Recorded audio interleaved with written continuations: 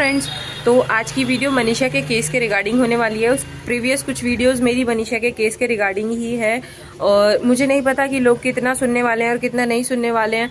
मैंने सोचा था कि मैं वीडियो नहीं बनाऊंगी, बट आज मैंने जो न्यूज़ पे चीज़ें देखी उसके बाद ना मुझसे नहीं कंट्रोल हुआ कि मैं ये वीडियो रिकॉर्ड ना करूँ या फिर मैं आप लोगों को कुछ ना बोलूँ।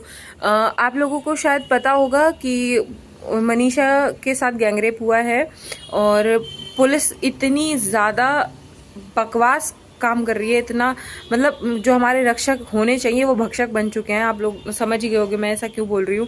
पुलिस वालों ने पहली बात तो उस लड़की को ढूंढने के लिए कोई चीज़ नहीं की। दूसरी चीज़, जब उसकी डेड बॉडी मिली है तो पुलिस प्रशासन इतना बेकार हो गया है हमारा कि उन लोगों ने उस लड़की के मर्डर को, उस लड़की के गैंग रेप को उन लोगों ने सुसाइड का रूप दे दिया है।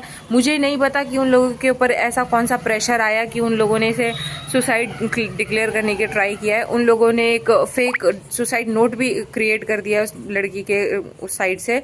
और सबसे बड़ी कमाल की चीज़ ये देखो, लड़की हिंदी मीडियम से पढ़ी हुई है, लड़की के पेरेंट्स एजुकेटेड नहीं है, स्टिल लड़की ने सुसाइड नोट इंग्लिश में लिखा। और उससे भी ज़्यादा कमाल की चीज़ ये देखिए, डेड बॉडी 13 तारीख को मिल रही है और सुसाइड नोट उसी जगह पर बैग के अंदर 17 तारीख को मिल रहा है। अब मुझे ये समझ नहीं आ रहा है कि 5 दिन वो बैग किसी को दिखा क्यों नहीं।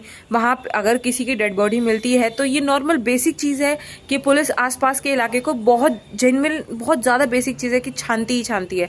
फिर आप लोगों ने ऐसा क्या किया कि आप लोगों को वो बैग ही नहीं दिखा?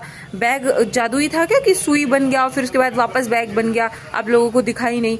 उस लड़की का पहली बार पोस्टमार्टम हुआ, पहली बार की जो पोस्टमार्टम रिपोर्ट थी वो रियल थी, बट उसको चेंज करा दिया गया, उसका दोबारा पोस्टमार्टम कराया गया, उसकी रिपोर्ट चेंज करा दी गई, उसका सुसाइड नोट क्रिएट किया गया। और वो सुसाइड नोट भी कोई ओरिजिनल नहीं है, वो फोटोकॉपी शो की गई है उसकी फैमिली को, कोई ओरिजिनल सुसाइड नोट नहीं दिया गया है। फिर अब फाइनली तीसरी बार हमारी गवर्नमेंट ने पब्लिक को शांत कराने के लिए क्या किया है, उन्होंने सीबीआई को केस हैंडओवर कर दिया है और तीसरी बार उस लड़की की डेड बॉडी का पोस्टमार्टम के लिए भेज दिया है। मुझे ये समझ नहीं आ रहा है सीबीआई के हैंडओवर करने के बाद क्या उखाड़ लेंगे वो लोग। सिर्फ ये पब्लिक को एक दिलासा देने वाली बात है कि हमने सीबीआई की डिमांड की, सीबीआई को हमने केस हैंडओवर कर दिया। सीबीआई ने अभी तक कितने केसेस को सॉल्व कर लिया है, कितने सारे केसेस हैं, रेप केसेस हैं, डॉक्टर मोमिता का केस हुआ था वो अभी तक स्टिल पेंडिंग है, अभी भी पेंडिंग है वो। उसके बाद 2-3 केसेस और ऐसे हाईलाइटेड थे।